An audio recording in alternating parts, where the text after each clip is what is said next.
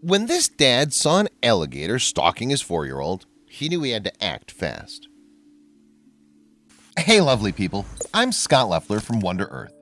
Before we begin, make sure you smash the like button, subscribe to our channel, and click the notification bell for new amazing videos. When Andrew Grande noticed an alligator scuttling towards his young daughter, he was convinced the animal was zoning in on a snack. If he failed to act, his little one might fall victim to the jaws of the almighty beast. As a result, he had little choice but to leap into action in an attempt to save her life. Grande lives with his family in League City in Galveston County, Texas. He's the father of a little boy and also has a young daughter whose name is Brandalyn. Their home is situated close to a canal, and being near the water comes with a number of perks. However, it would seem that it also has its risks. The canal behind Grande's home feeds into Clear Lake, Texas. The body of water is a popular recreation center with one of the highest concentrations of marinas and non-commercial boats in the United States. Needless to say, the area surrounding the lake is popular with tourists. Just as the canal behind Grande's home runs into Clear Lake, that in turn filters into the Galveston Bay. The geographical feature is America's 7th largest estuary and forms part of the Gulf of Mexico. It contains a mix of freshwater and seawater, providing the perfect habitat for a range of marine life, including the American alligator. The American alligator is the biggest of all the reptiles found in the U.S. It can exceed 12 feet in length and can tip the scales at a mighty 1,000 pounds. On average, male gators are bigger than their female counterparts, but both sport armored skin, layered with hard scales known as scutes. American alligators are found almost without exception in the coastal wetlands of the southeast United States, with a range extending from North Carolina to Florida, north to south, and as far as Texas in the west. They're most common in Louisiana and Florida and seem to prefer slow-flowing freshwater rivers. However, they can also be found in lakes, marshes, and swamps. As far as diet goes, American alligators are all-out carnivores. The animals will eat birds, fish, frogs, invertebrates, and mammals. Their sharp teeth make them masterful predators, while their enormous jaws are strong enough to make short work of a turtle shell. They hunt most in the hours of darkness and often drown their prey before consuming it. While alligators might seem somewhat ungainly on dry land, they are excellent swimmers. The reptiles use their massive tails and webbed feet to power themselves through the water.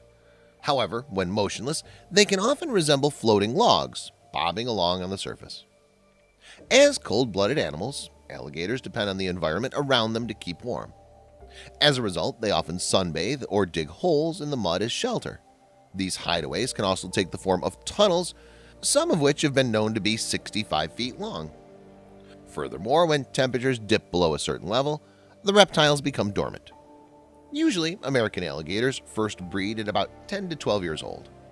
They mate in shallow water, and afterwards, females start constructing a nest to shelter as many as 90 eggs. Using plants at the water's edge, they incubate their eggs for roughly 65 days, and when the young alligators are ready to hatch, they let their mother know by emitting a high-pitched yelp from within their shells. American alligators may be the apex predators of their habitats, but hatchlings can be preyed upon by a variety of other animals, including bobcats, raccoons, snakes, birds, fish, and even other alligators. They're usually safe from predators once they've reached about 4 feet in length. However, they tend to stay with their mothers for roughly 2 years.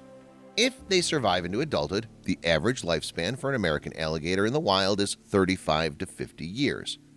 Throughout this time, the reptile's teeth wear down or simply fall out, only to be replaced by new ones.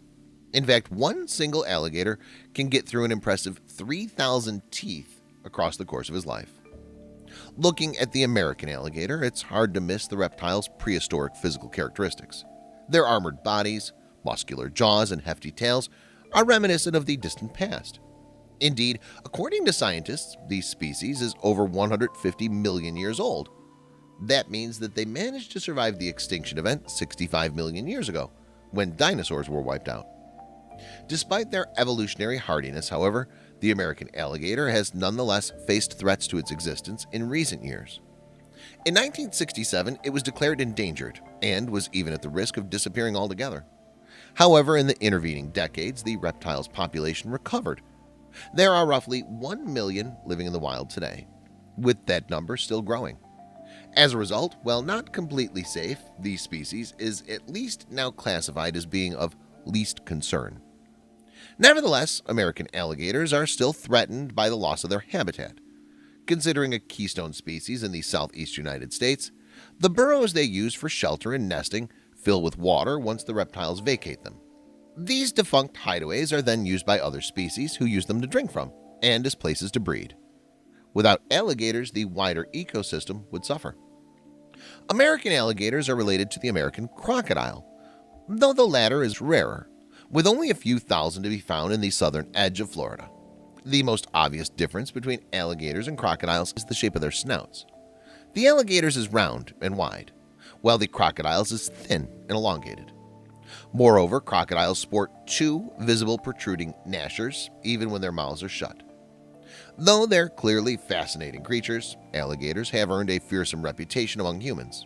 While they mainly eat small animals like fish and some mammals, a hungry alligator will try to eat pretty much anything. This includes pets, carrion, and on the odd occasion, even people. That being said, alligator attacks on humans are incredibly rare. According to website animals.net, the fearsome reptiles have been responsible for just 8 deaths in the last 10 years. However, when Grande spotted a colossal alligator beside his house in July 2020, he wasn't planning on taking any risks. The incident occurred while Grande was getting ready to go to work. As he was busy, babysitter Robin Randolph was looking after his son and his 4-year-old daughter, Brenda Lynn. The trio had been fishing on the canal behind the Grande family home and catching crabs. But the idyllic fishing scene was interrupted when Grande noticed an alligator lurking nearby. He'd come outside to give his daughter a kiss before heading out to work when he noticed the beast, which was thought to have been almost 12 feet long. It was heading straight in their direction. And what's worse, it seemed to have its beady little eyes on Brenda Lynn. Recalling the moment he spotted the alligator in July 2020, Grande told Houston-based channel KPRC-TV how the animal came straight up to the bulkhead and sank back down. However, before long, he claimed it was headed straight for Brenda Lynn. Grande added, "There's no doubt that's where he was headed." According to Grande, the alligator was far too close to Brenda Lynn for comfort. He explained, "I happened to be standing kinda where we are right now, picking something up, and I happened to look back. Not 10 yards from her was a huge alligator coming right toward her." Given the imminent risk the little girl was facing, Grande knew he had to act fast. Speaking to the Houston Chronicle newspaper in August 2020, the 40-year-old said of the giant reptile, "It was a beast." And he added, "I had a gut feeling it wanted my daughter as a snack." So, Grande leapt into action. In another TV interview the same month, this time with CNN, Grande talked through his thought process after he spotted the alligator. He explained, "When I first saw him, the only thing I was thinking of was just getting my daughter and getting her out of the way. What his intentions were, I'm not 100% sure, but I wasn't going to find out." Taking matters into his own hands, Grande pushed Randolph and his son through a gate back onto his property and lifted Brenda Lynn over the fence. Recalling her brush with the alligator, the babysitter told KPRC-TV, "It was making a beeline for us. Andrew had knocked me into the gate, picked up Bambi and threw her over the fence." Even after Grande got his son, daughter, and babysitter to safety, he claimed the alligator was still apparently homing in on its prey. The animal continued coming towards him until it was close to his feet. The moment must have been terrifying, particularly when the father surveyed the size of the reptile in front of him. Although Grande had encountered alligators before, this one was particularly monstrous. Describing the animal, he told CNN, "He was by far the biggest one we've ever seen. And in fact, they've never done that before. Usually they keep their distance, just pass by. You don't even know they're there. But this guy's intentions were definitely a little different."